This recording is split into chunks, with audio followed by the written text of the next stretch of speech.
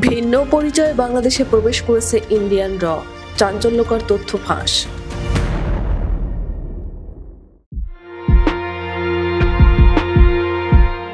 Fascist Hasina দেশ পরিচালনা করত ইন্ডিয়ান র দিয়ে। দেশের প্রতিটি গুরুত্বপূর্ণ ক্ষেত্রে হাতে ছিল ভারতের পোষা বিশেষ এই বাহিনীর। 24-এর গণ অভ্যুত্থানে হাসিনা পালিয়ে যাবার পর অনেকেরই ধারণা ছিল বাংলাদেশ র মুক্ত হয়েছে, কিন্তু ধারণাটি ভুল।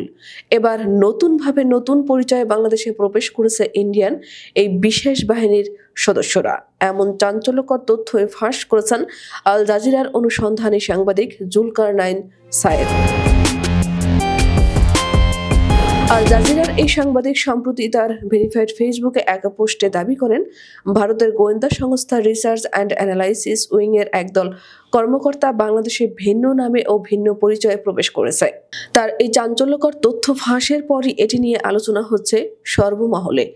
এর আগে গত 24শে জানুয়ারি তার আরও একটি ফেসবুক পোস্ট অনুযায়ী ভারতীয় বৈদেশিক গোয়েন্দা সংস্থা র এর 2 জন ঊর্ধ্বতন কর্মকর্তা 6 নভেম্বর 2024 ঢাকায় আসেন। এই সফরে তাদের উদ্দেশ্য ছিল বাংলাদেশের গোয়েন্দা সংস্থা NSI এবং DGFI এর সঙ্গে পুনরায় সম্পর্ক স্থাপন করা। জানা গেছে, গত বছরের 6 নভেম্বর এয়ার ইন্ডিয়ার ফ্লাইট AI-227 এর র এর উপদেষ্টা ও পরিচালক পর্যায়ের 2 কর্মকর্তা অশোক কুমার সিনহা এবং কঞ্জক তাশি খাম্পা ঢাকায় আসেন। তারা দুজনই ভারতের ISP কর্মকর্তা। এর আগে অশোক কুমার সিনহা 2023 সালের 6 সেপ্টেম্বর ও 10 নভেম্বর 2 দফায় একদিনের করে সফরে বাংলাদেশে এসেছিলেন। স্বৈরাচার হাসিনা পালিয়ে ভারতে আশ্রয় নেওয়ার পর অন্তর্বর্তী সরকারের সঙ্গে গোয়েন্দা সম্পর্ক প্রতিষ্ঠার উদ্দেশ্যে তারা 24 নভেম্বরে আবারও ঢাকায় এসেছিলেন। তবে এবার আগের সফরগুলোর তুলনায় ভিন্ন অভিজ্ঞতার সম্মুখীন হতে হয় তাদের। ভারতের বিশেষ এই বাহিনীর চক্রান্ত বোঝার বাকি নেই বাংলাদেশের। ভারতীয় র যে বাংলাদেশকে অস্থিতিশীল করার অপচেষ্টায় লিপ্ত, তাও এখন ওপেন সিক্রেট।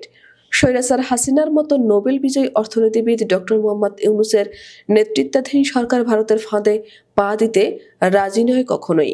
আর তাই বাংলাদেশের গোয়েন্দা সংস্থাগুলো স্পষ্ট জানিয়ে দেয় যে রুটিন সম্পর্কের বাইরে কোনো বিশেষ সম্পর্ক স্থাপনের সুযোগ নেই। এমনকি বাংলাদেশের পক্ষ থেকে র এর কভার ও ডিপ কভার অপারেটরদের নিষ্ক্রিয় করার পরামর্শ দেওয়া হয়। এ সময় প্রত্যাশিতভাবে সাড়া না পাওয়ায় র এর কর্মকর্তারা হতাশ হয়ে সে সময় গুলশানের হোটেল আমারির কর্মীদের সঙ্গেও দুর্ব্যবহার করেন। হতাশা নিয়েই 8 নভেম্বর এই 2 র কর্মকর্তা ঢাকা ছাড়েন। তারা বাংলাদেশ থেকে হতাশা নিয়ে ফিরে গেলেও গোপনে ঠিকই ভিন্ন পরিচয়ে বাংলাদেশে প্রবেশ করেছে ইন্ডিয়ান র।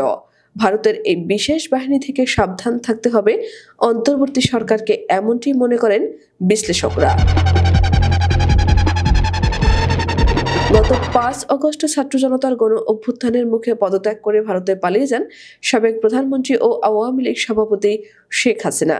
ভারত এবং অন্যান্য দেশে যেসব আওয়ামী লীগ নেতারা আত্মগোপন করে আছেন, তাদের মূল যোগাযোগের মাধ্যম এখন হোয়াটসঅ্যাপ, টেলিগ্রামের মতো নানা ডিজিটাল মাধ্যম। হাসিনার পতনের পর ভারতীয় কট্টর হিন্দু জাতীয়তাবাদীরা ডক্টর ইউনূসের কুশপুত্তলিকা পুড়িয়েছে এবং বাংলাদেশের পতাকা অবমাননা করেছে। 2024 ডিসেম্বর মাসের শুরুতে ভারতের উত্তর পূর্বাঞ্চলীয় রাজ্য ত্রিপুরার রাজধানী আগরতলায় অবস্থিত বাংলাদেশের সহকারী হাই কমিশনে সম্প্রতি হামলার ঘটনা ঘটে। হামলার সময় উগ্র হিন্দুত্ববাদীরা সেখানে ভাঙচুর চালায় এবং বাংলাদেশের জাতীয় পতাকা নামিয়ে ছিঁড়ে ফেলার পাশাপাশি অবমাননা করে।